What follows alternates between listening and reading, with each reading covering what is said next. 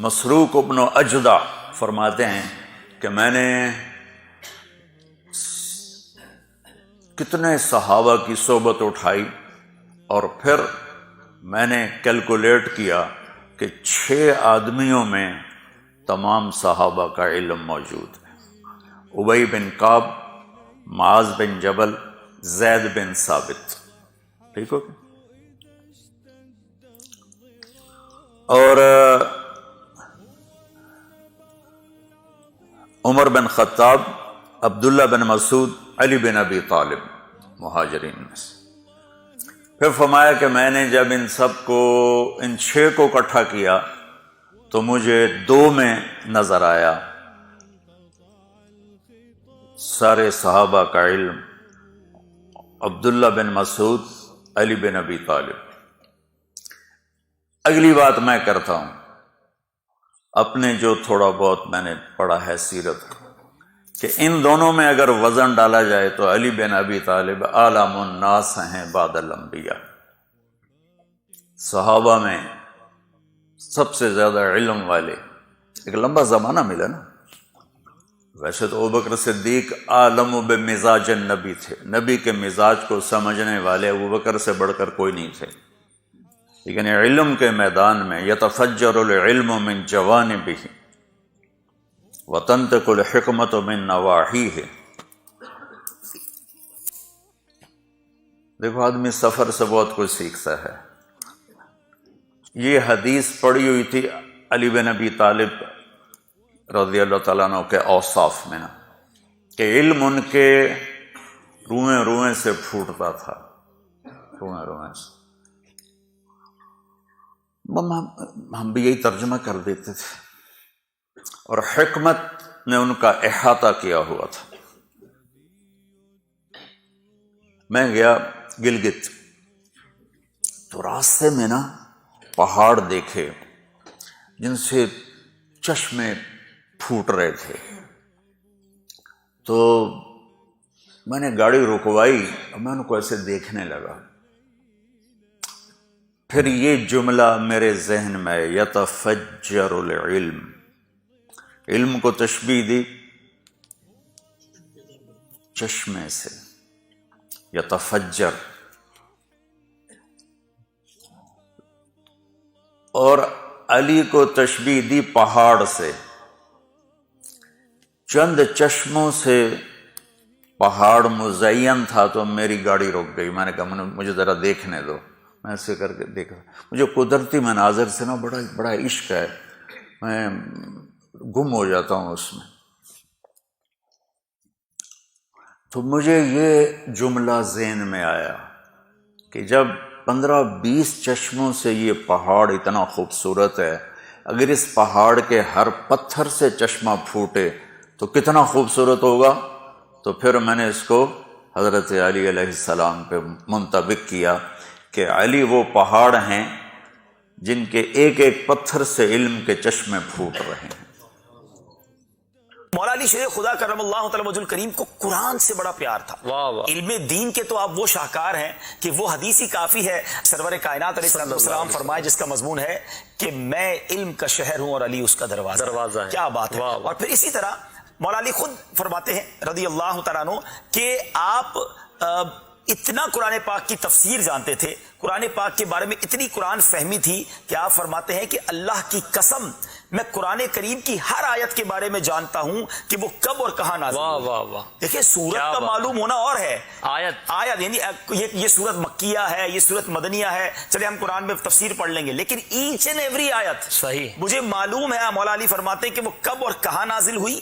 بے شک میرے رب عز و جل نے مجھے سمجھنے والا دل اور سوال کرنے والی زبان عطا. اللہ اکبر. آپ فرماتے ہیں سبحان اللہ کہ اگر میں چاہوں تو سورہ فاتحہ کی تفسیر سے 70 اونٹ بھر دوں. اللہ اکبر. ایک سورہ فاتحہ کی تفسیر سے کتنا علم تھا. ناظرین ذرا سوچئے. اور تلاوت قرآن کا شوق اتنا تھا کہ آپ کے بارے میں آتا ہے کہ آپ جب سواری کرتے وقت گھوڑے کی رکاب میں ایک پاؤں رکھتے. آپ نے دیکھا ہوگا جب ہارس رائڈنگ ہم بھی کبھی کرتے ہیں تو ایک پیر رکھتے ہیں پھر دوسرا پیر رکھتے ہیں، سیکنڈز میں دوسرا پیر بندہ رکھ لیتا ہے. مگر یہ آپ کی کرامت تھی کہ ایک پیر رکھ کر دوسرے پیر رکھنے کے وقفے میں آپ قرآن پاک کی تلاوت شروع کرتے اور دوسرا پیر رکھنے سے پہلے پورا قرآن پڑھ لیا کرتے تھے. اب یہ شاید بہت سب کو سمجھ نہیں آئے گا کہ یہ کیسے ممکن ہے. تو اللہ والوں کو جب پلک جھپکنے میں حضرت سلمان علیہ السلام کے آصف بن برخیہ قرآن میں واقعہ موجود ہے، ایک تخت جو ہے وہ ایک ملک سے دوسرے ملک ملکہ بلقیس کا لا سکتے ہیں، تو حضرت علی رضی اللہ تعالیٰ عنہ کی شان بھی بہت عرفہ و اعلیٰ ہے. یہ اللہ والوں کے انداز ہوتے ہیں. بہرحال ناظرین، قرآن فہمی، قرآن کی تلاوت، علم دین، یہ مولا علی کی زندگی کے اہم ترین اوصاف ہیں. بے شک بتائیے نا کہ ہم میں سے کتنے ایسے ہیں جو قرآن سمجھتے ہیں، بہت زیادہ قرآن پڑھتے ہیں. اگر پنجتن پاک سے پیار ہے، مولا علی سے محبت ہے، کرم اللہ تعالی وجہ الکریم، تو پھر قرآن سے بھی محبت ہو، قرآن کی تلاوت سے بھی محبت ہو، قرآن کی انڈرسٹینڈنگ کی طرف بھی ہمیں آنا چاہیے. سورہ مبارکہ دہر بھی اپنی جگہ ایک بے پناہ سورہ ہے. میں نے گزارش کیا تھا کہ قرآن حکیم کا ہر سورہ اپنی جگہ ایک کتاب ہے، بلکہ ہر آیت ایک کتاب ہے، ہر حرف ایک کتاب ہے. یہ الف لام میم 3 حرف نہیں، 3 کتابیں ہیں. الف لام میم را 4 حرف نہیں، 4 کتابیں ہیں. حام میم عین سین قاف یہ حروف نہیں، یہ کتابیں ہیں. بلکہ معمولی کتابیں نہیں ہیں، ایک ایک حرف ایک ایک انسائکلوپیڈیا ہے. ایک ایک حرف ایک ایک دائرۃ المعارف ہے. وہ بھی قلم انسانی سے لکھا ہوا نہیں، کل کے قدرت کا لکھا ہوا دائرۃ المعارف.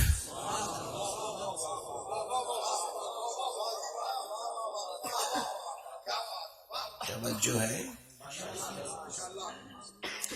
کسی انسان کی لکھی ہوئی کتابیں نہیں ہیں یہ. توجہ ہے؟ کلام حق ہے، کلام حق ہے.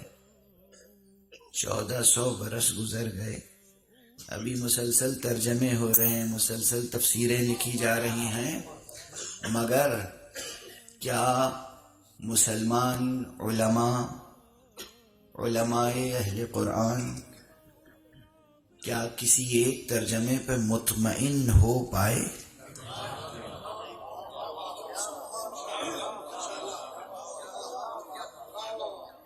پہلے اسی اعجاز قرآنی کو دیکھ لیجئے، قرآن مجید کے اس زندہ معجزے کو دیکھ لیجئے.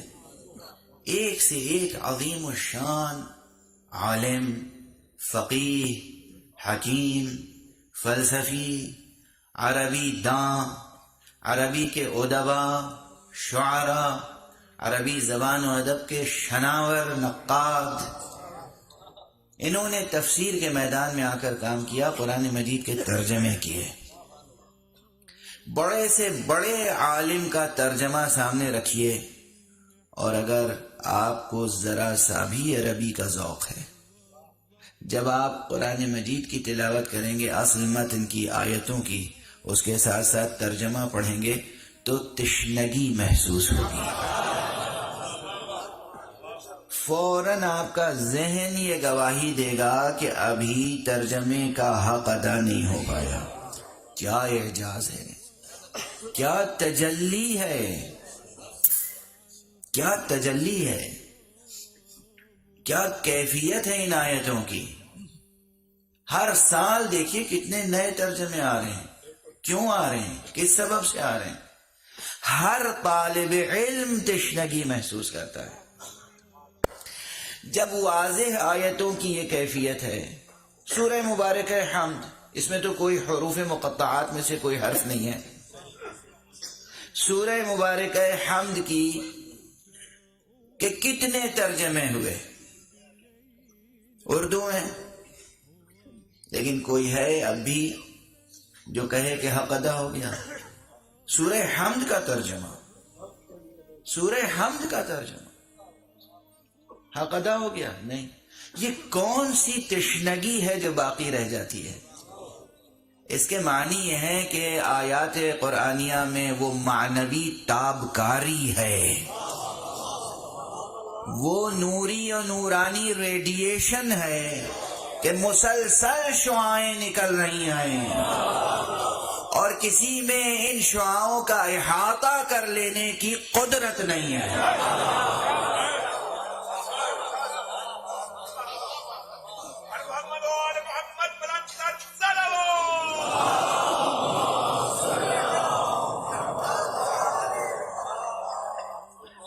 یہ ہے قرآن۔ جب ترجمے کی سطح پر احاطہ نہیں ہو پا رہا ہے، ترجمے کی سطح پر احاطہ نہیں ہو پا رہا ہے، تو جو ان کے تکوینی اثرات ہیں، آپ کو کیا معلوم کہ ان الفاظ کے تکوینی اثرات و آثار کیا ہیں؟ جب ترجمے میں یہ منزل ہے کہ آپ احاطہ نہیں کر پا رہے، تو پھر جو تکوینی اثرات ہیں، جب پیغمبر صلی اللہ علیہ وآلہ وسلم فرماتے ہیں کہ یہ سورہ شفا ہے، تو آپ کو کیوں یقین نہیں آتا؟ بھئی اس دور میں بڑے سے بڑے مرض کا علاج شعاعوں سے کیا جا رہا ہے۔ یہ کلام قدرت ہے، اس کی نورانی شعاعیں کس مرض کا علاج نہیں ہو سکتی؟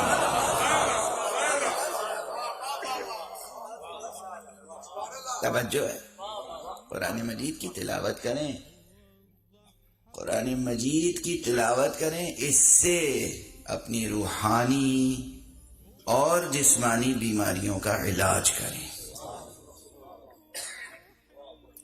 سورہ حمد، یہ صاف و صریح آیتیں ہیں۔ ان صاف و صریح آیتوں کا مضمون سمٹ نہیں پاتا مترجمین سے،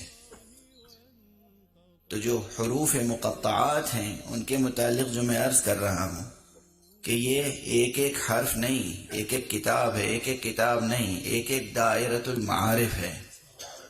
یہ آپ کی سمجھ میں نہیں آتی ہے بات، تو ان دروں پہ جائیں نا کہ جہاں قرآن نازل ہوا تھا۔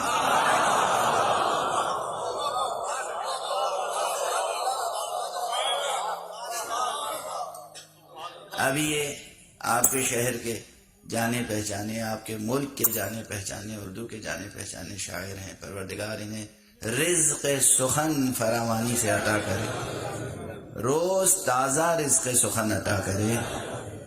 یہ شعر پڑھ رہے تھے، اب ان کا کوئی شعر کوئی اور پڑھے اور اس کو مفہوم سمجھ میں نہ آئے، شعر ان کا کوئی اور پڑھے اور اس کو مفہوم سمجھ میں نہ آئے، تو علاج کیا ہے؟ سامنے کی مثال دے رہا ہوں جو بچوں کی بھی سمجھ میں آ جائے، جوانوں کی بھی سمجھ میں آ جائے۔ علاج کیا ہے اس کا؟ خود ان کے پاس جائیں، بھئی آپ نے یہ شعر کیا فرمایا ہے؟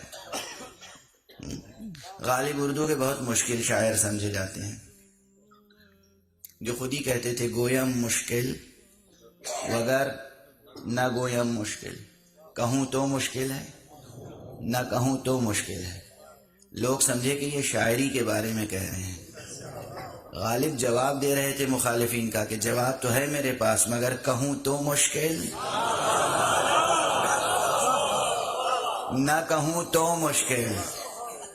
اور فرمایا آپ نے، یہ کیفیت کبھی کبھی ہم لوگوں کو ممبر پہ بھی ہو جاتی ہے، گویم مشکل وگر نہ گویم مشکل، کہیں تو مشکل نہ کہیں تو مشکل۔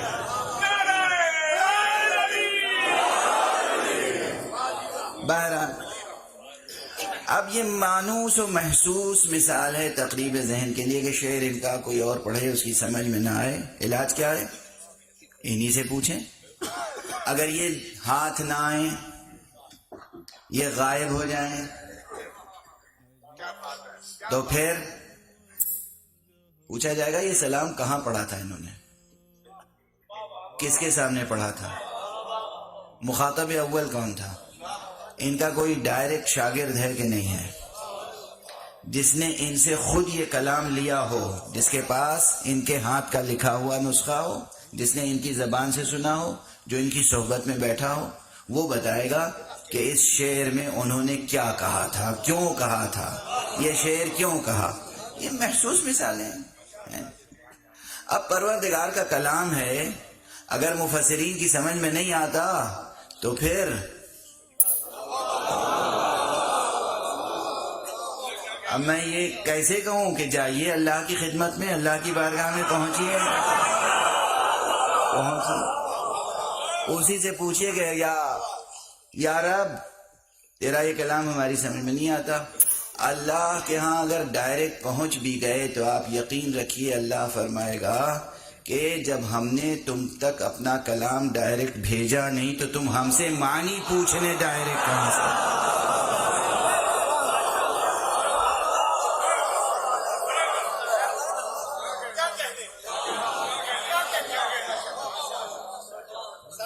تم نے ہماری بات سنی تھی، ہماری آواز سنی تھی، تمہارے دل پہ کلام نازل ہوا ہے؟ کس سے سنا تم نے کلام؟ کیونکہ محمد مصطفیٰ سے سنا.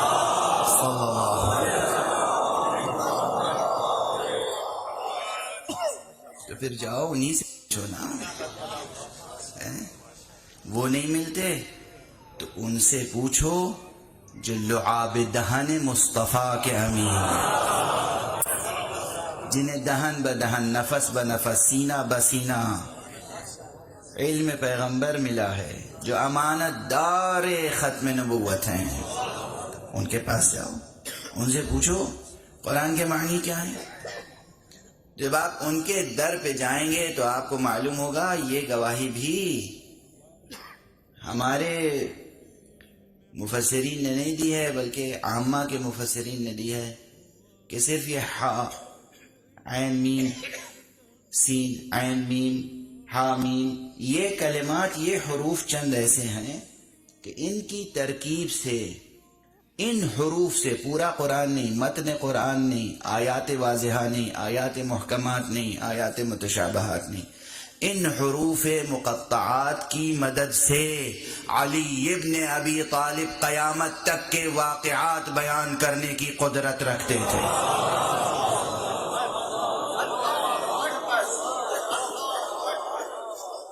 حامیم عین سین قاف، ان حروف کی مدد سے علی ابن ابی طالب قیامت تک کے آنے والے واقعات بیان کرنے کی قدرت رکھتے تھے. اب بتائیے ایک ایک حرف ایک ایک کتاب ہے یا ایک ایک دائرۃ المعارف؟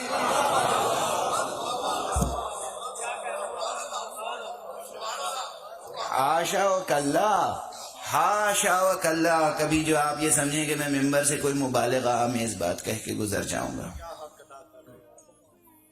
مبالغہ آپ جب میں نے پہلے کہا تو آپ مبالغہ سمجھے ہوں گے، آپ میں سے اکثر مبالغہ سمجھے ہوں گے کہ صاحب ایک حرف کو ایک کتاب کہہ رہے ہیں، کتاب نہیں دائرۃ المعارف کہہ رہے ہیں.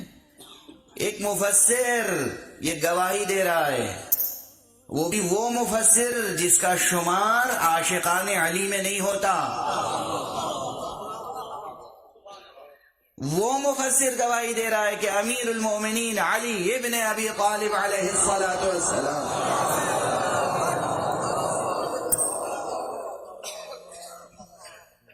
حامیم عین سین قاف، ان حروف کی مدد سے میم میم سین عین سین قاف، یہ ترتیب دے کر قیامت تک کے آنے والے واقعات.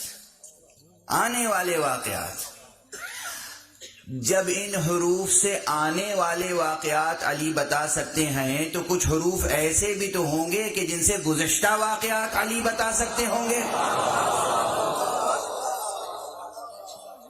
اور جب ایسے حروف ہیں کہ جن سے آنے والے واقعات اور گزشتہ واقعات علی بتا سکتے ہیں تو پھر اگر امیر المومنین کا کہیں یہ قول مل جائے کہ میں ما کان و ما یکون کا علم رکھتا ہوں تو یہ مبالغہ نہیں ہے. اگر ہم یہ سمجھیں کہ علی ما کان و ما یکون کا علم رکھتے ہیں تو مبالغہ نہیں ہے. یہ ان کو درجہ الوہیت تک بڑھانا نہیں ہے، یہ مبالغہ نہیں، حقیقت ہے. اور جب علی کا یہ رتبہ ہے تو مصطفیٰ کا رتبہ کیا ہوگا؟ صلوات پڑھتے محمد والے